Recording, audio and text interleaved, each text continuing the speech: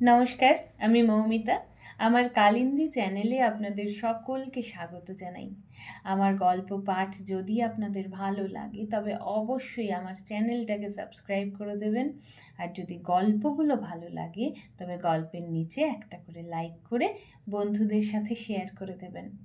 সকলে ভালো থাকবেন, সুস্থ থাকবেন, ভালো ভালো বই পড়বেন, গল্প শুনবেন। আজকে আমি পড়ব রবীন্দ্রনাথ ঠাকুরের একটি ছোট গল্প, একটা আষাঢ়ে গল্প।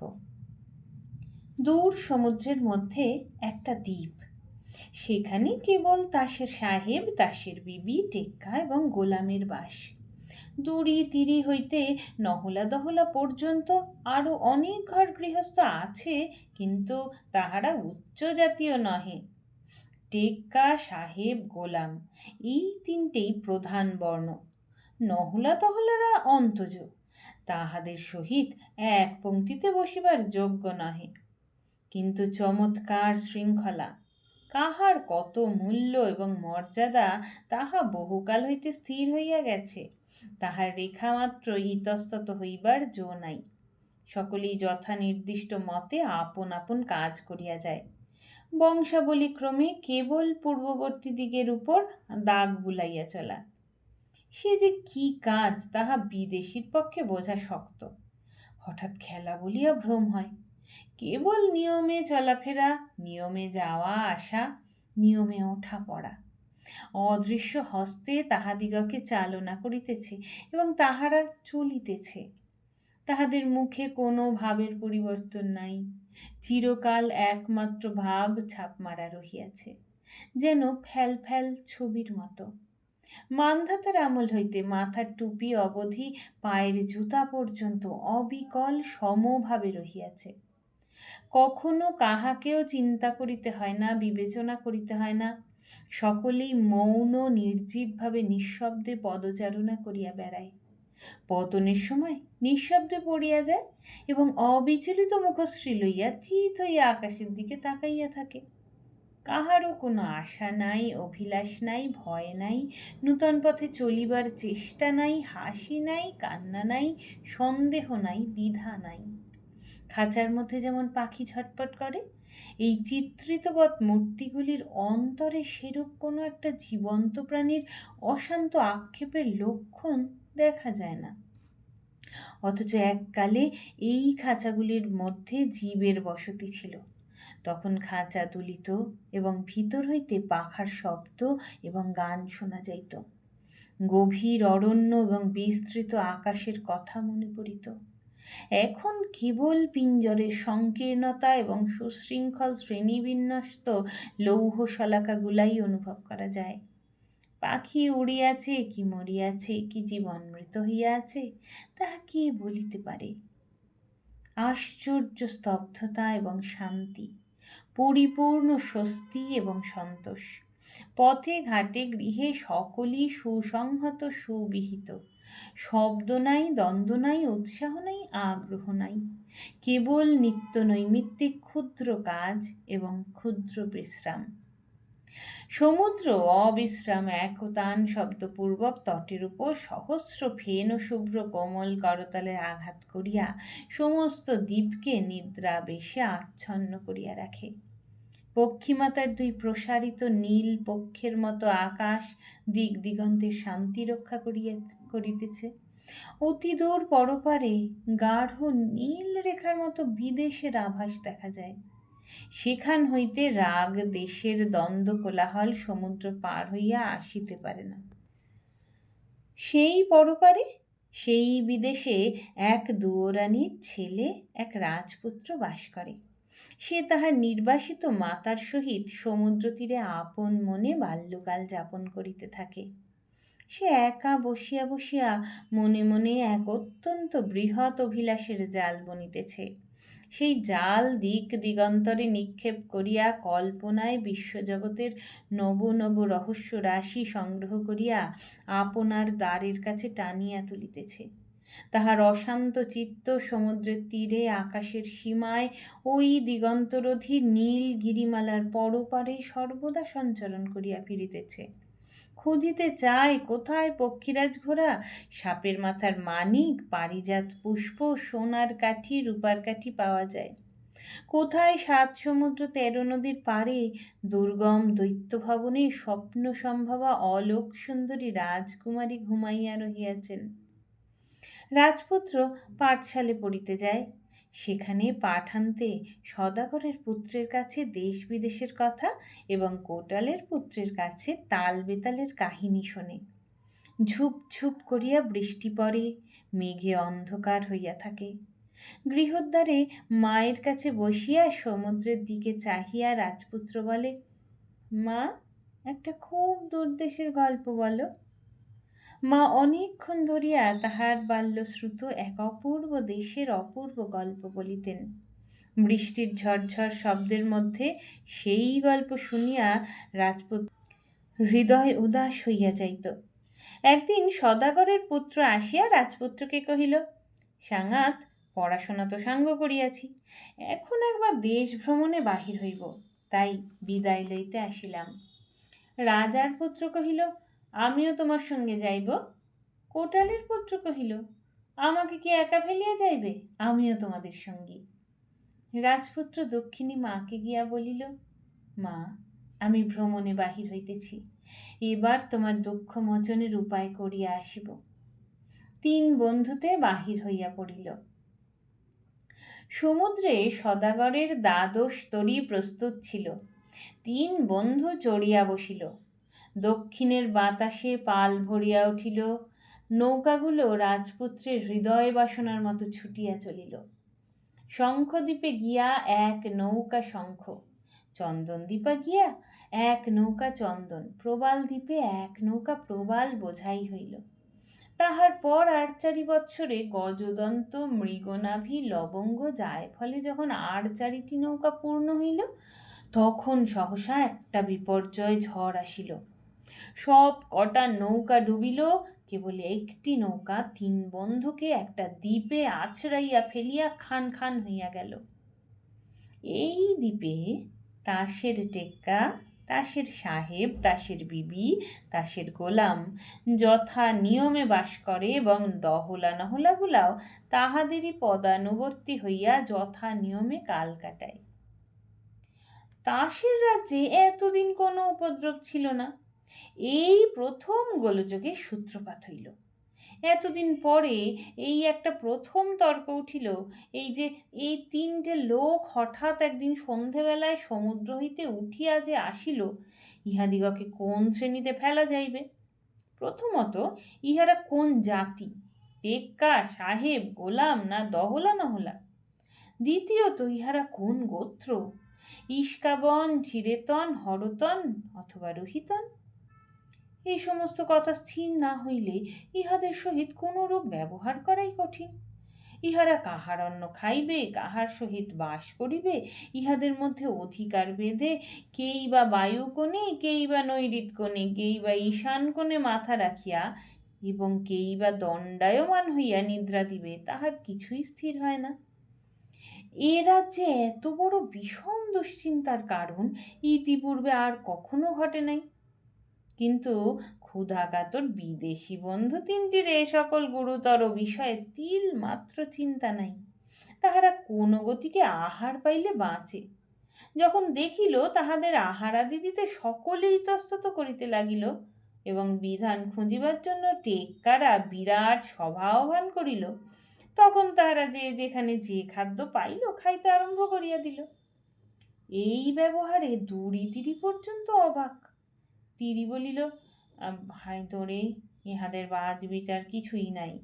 দুরি কহিল, ভাই তিরি, বেশ দেখিতেছি ইহারা আমাদের অপেক্ষাও নীচ জাতীয়। আহারাদি করিয়া ঠান্ডা হইয়া ৩ বন্ধু দেখিল এখানকার মানুষগুলা কিছু নূতন রকমের, যেন জগতে ইহাদের কোথাও মূল নাই, যেন ইহাদের টিকি ধরিয়া কে উৎপাটন করিয়া লইয়াছে। ইহারা এক প্রকার হতবুদ্ধি ভাবে সংসারের স্পর্শ পরিত্যাগ করিয়া দুলিয়া দুলিয়া বেড়াইতেছে। যাহা কিছু করিতেছে তাহা যেন আর একজনকে করাইতেছে, ঠিক যেন পুতলাবাজির দোদুল্যমান পুতুলগুলির মতো। তাই কাহারও মুখে ভাব নাই, ভাবনা নাই। সকলেই নিরতিশয় গম্ভীর চালে যথা নিয়মে চলাফেরা করিতেছে, অথচ সব শুদ্ধ ভারী অদ্ভুত দেখাইতেছে। চারিদিকে এই জীবন্ত নির্জীবতার পরম গম্ভীর রকম সকম দেখিয়া রাজপুত্র আকাশে মুখ তুলিয়া হা হা করিয়া হাসিয়া উঠিল। এই আন্তরিক কৌতুকের উচ্চ হাস্যধ্বনি তাসরাজ্যে কলরবহীন রাজপথে ভারী বিচিত্র শোনাইল। এখানে সকলেই এমনি একান্ত যথাযথ, এমনি পরিপাটি, এমনি প্রাচীন, এমনি সুগম্ভীর যে কৌতুক আপনার অকস্মাৎ উচ্ছ্বসিত উচ্ছৃঙ্খল শব্দে আপনি চকিত হইয়া ম্লান হইয়া নির্বাপিত হইয়া গেল। চারিদিকে লোক প্রবাহ পূর্বাপেক্ষা দ্বিগুণ স্তব্ধ গম্ভীর অনুভূত হইল। কৌটালের পুত্র এবং সদাগরের পুত্র ব্যাকুল হইয়া রাজপুত্রকে কহিল, ভাই সাঙাত, এই নিরানন্দ ভূমিতে আর এক দণ্ড নয়। এখানে আর 2 দিন থাকিলে মাঝে মাঝে আপনাকে স্পর্শ করিয়া দেখিতে হইবে জীবিত আছে কিনা। রাজপুত্র কহিল, না ভাই, আমার কৌতূহল হইতেছে। ইহারা মানুষের মতো দেখিতে, ইহাদের মধ্যে এক ফোঁটা জীবন্ত পদার্থ আছে কিনা একবার নাড়া দিয়া দেখিতে হইবে। এমনি তো কিছুকাল যায়, কিন্তু এই 3টে বিদেশি যুবক কোনো নিয়মের মধ্যেই ধরা দেয় না। যেখানে যখন ওঠা বসা, মুখ ফেরানো, উপুড় হওয়া, চিত হওয়া, মাথা নাড়া, ডিগবাজি খাওয়া উচিত, ইহারা তাহার কিছুই করে না, বরং সকৌতুকে নিরীক্ষণ করে এবং হাসে। এই সমস্ত যথাবিহিত অশেষ ক্রিয়াকলাপের মধ্যে যে একটি দিগ্গজ গাম্ভীর্য আছে, ইহারা তদ্দ্বারা অভিভূত হয় না। একদিন টেক্কা সাহেব গোলাম আসিয়া রাজপুত্র, কোটালের পুত্র এবং সদাগরের পুত্রকে হাড়ির মতো গলা করিয়া অবিচলিত গম্ভীর মুখে জিজ্ঞাসা করিল, তোমরা বিধান মতে চলিতেছ না কেন? 3 বন্ধু উত্তর করিল, আমাদের ইচ্ছা। হাড়ির মতো গলা করিয়া তাসরাজ্যের 3 অধিনায়ক স্বপ্নাভিভূতের মতো বলিল, ইচ্ছা? সে বেটাকে? ইচ্ছা কি সেদিন বুঝিল না, কিন্তু ক্রমে ক্রমে বুঝিল। প্রতিদিন দেখিতে লাগিল এমন করিয়া না চলিয়া অমন করিয়া চলাও সম্ভব। যেমন এদিক আছে তেমনি ওদিকও আছে। বিদেশ হইতে 3টে জীবন্ত দৃষ্টান্ত আসিয়া জানাইয়া দিল, বিধানের মধ্যেই মানবের সমস্ত স্বাধীনতার সীমা নহে। এমনি করিয়া তাহারা ইচ্ছা নামক একটা রাজশক্তির প্রভাব অস্পষ্টভাবে অনুভব করিতে লাগিল। ওই সেটি যেমনি অনুভব করা, অমনি তাসরাজ্যের আগা গোড়া অল্প অল্প আন্দোলিত হইতে আরম্ভ করিল। গতনিদ্র প্রকাণ্ড অজগর সর্পের অনেকগুলা কুণ্ডলীর মধ্যে জাগরণ যেমন অত্যন্ত মন্দগতিতে সঞ্চালন করিতে থাকে, সেইরূপ। নির্বিকার মূর্তি বিবি এতদিন কাহারও দিকে দৃষ্টিপাত করে নাই, নির্বাক নিরুদ্বিগ্নভাবে আপনার কাজ করিয়া গেছে। এখন একদিন বসন্তের অপরাহ্নে ইহাদের মধ্যে একজন চকিতের মতো ঘন কৃষ্ণপক্ষ ঊর্ধ্বে নিক্ষিপ্ত করিয়া রাজপুত্রের দিকে মুগ্ধ নেত্রের কটাক্ষপাত করিল। রাজপুত্র চমকিয়া উঠিয়া কহিল, এ কি সর্বনাশ! আমি জানিতাম ইহারা এক একটা মূর্তিবৎ, তাহা তো নহে। দেখিতেছি এ যে নারী। কোটালের পুত্র সওদাগরের পুত্রকে নিভৃতে ডাকিয়া লইয়া রাজকুমার বলিল, ভাই, ইহার মধ্যে বড় মাধুর্য আছে। তাহার সেই নবভাবোদ্দীপ্ত কৃষ্ণনেত্রের প্রথম কটাক্ষপাতে আমার মনে হইল যেন আমি এক নূতন সৃষ্ট জগতের প্রথম উষার প্রথম উদয় দেখিতে পাইলাম। এতদিন যে ধৈর্য অবস্থান করিতেছি, আজ তাহা সার্থক হইল। 2 বন্ধু পরম কৌতূহলের সহিত সহাস্যে কহিল, সত্য নাকি সেনাত? সেই হতভাগিনী হরতনের বিবিটি আজ হইতে প্রতিদিন নিয়ম ভুলিতে লাগিল। তাহার যখন যেখানে হাজির হওয়া বিধান, মুহুর্মুহু তাহার ব্যতিক্রম হইতে আরম্ভ করিল।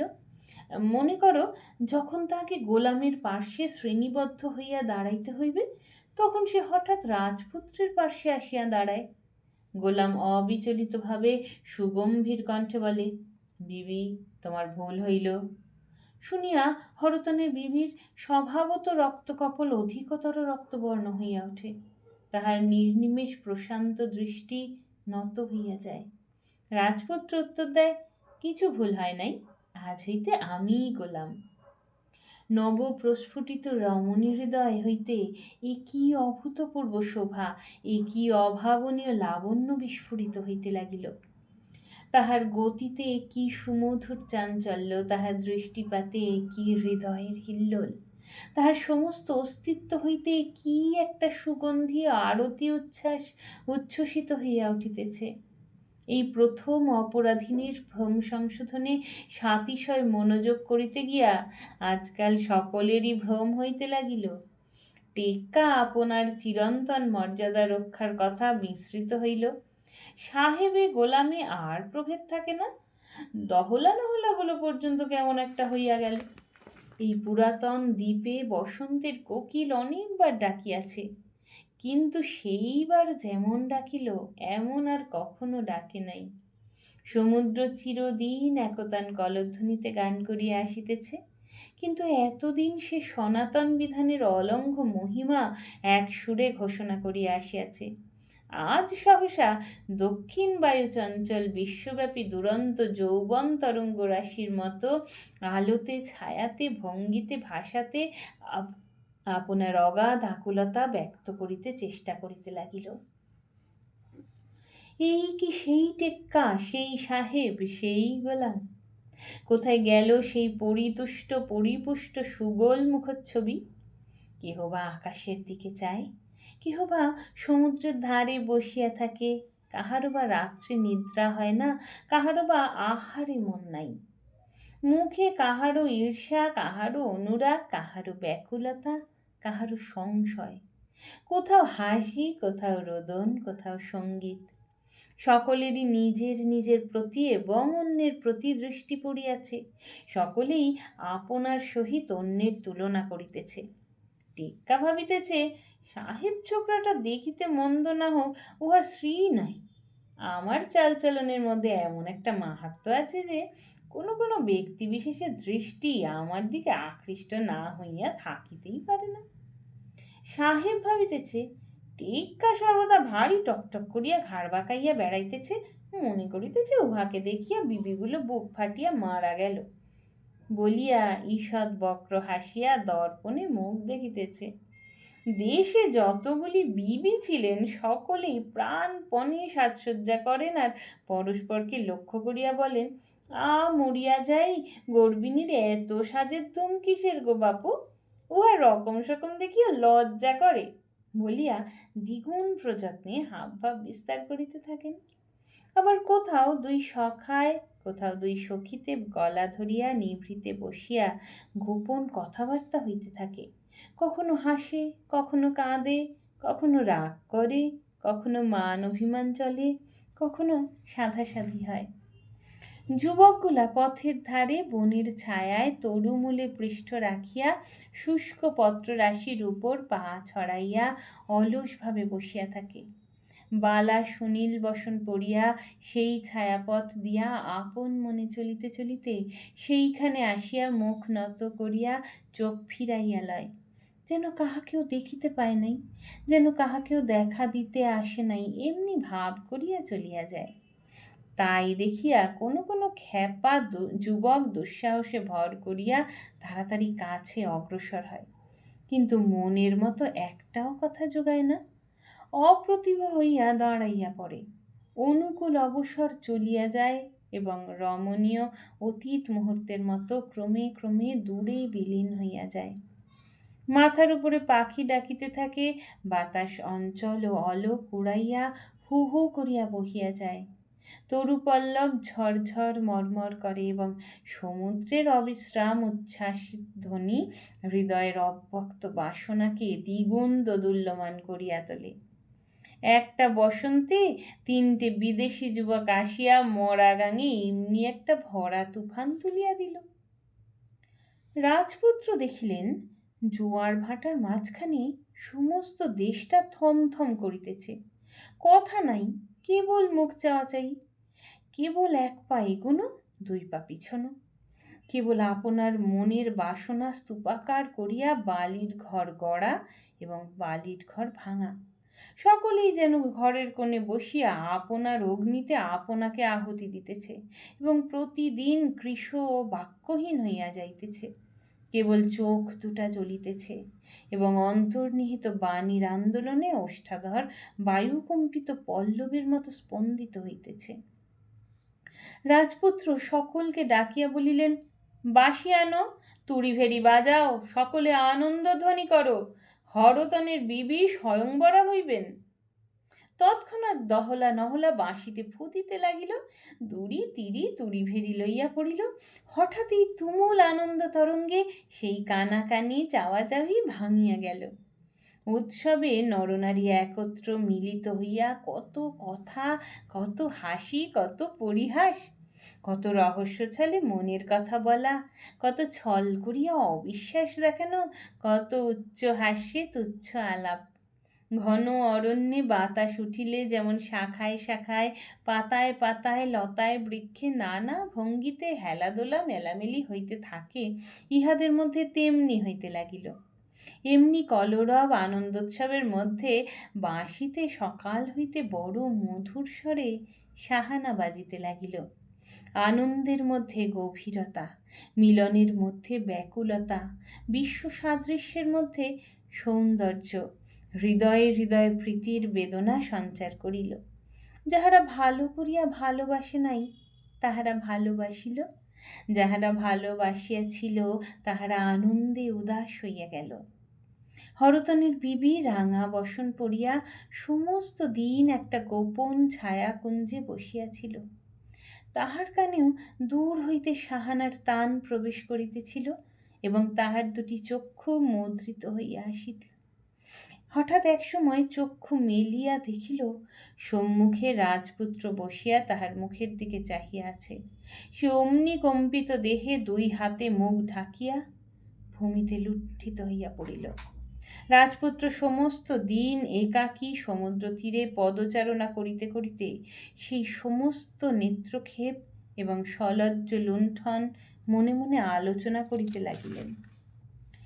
রাত্রে শত সহস্র দীপের আলোকে, মালার সুগন্ধে, বাঁশির সঙ্গীতে অলঙ্কৃত সুসজ্জিত সহাস্য শ্রেণীবদ্ধ যুবকদের সভায় একটি বালিকা ধীরে ধীরে কম্পিত চরণে মালা হাতে করিয়া রাজপুত্রের সম্মুখে আসিয়া নত শিরে দাঁড়াইল। অভিলষিত কণ্ঠে মালাও উঠিল না, অভিলষিত মুখে চোখও তুলিতে পারিল না।